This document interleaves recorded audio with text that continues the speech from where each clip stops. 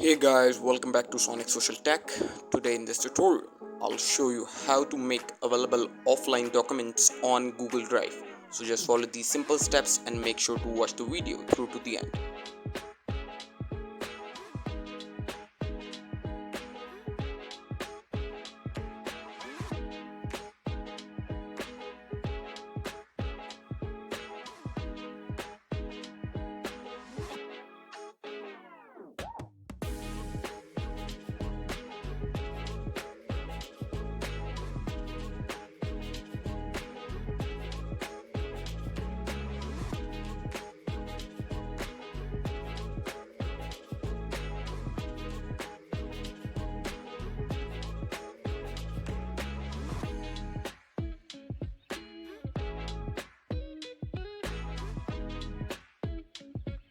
Thank you for watching guys. Make sure to like and subscribe.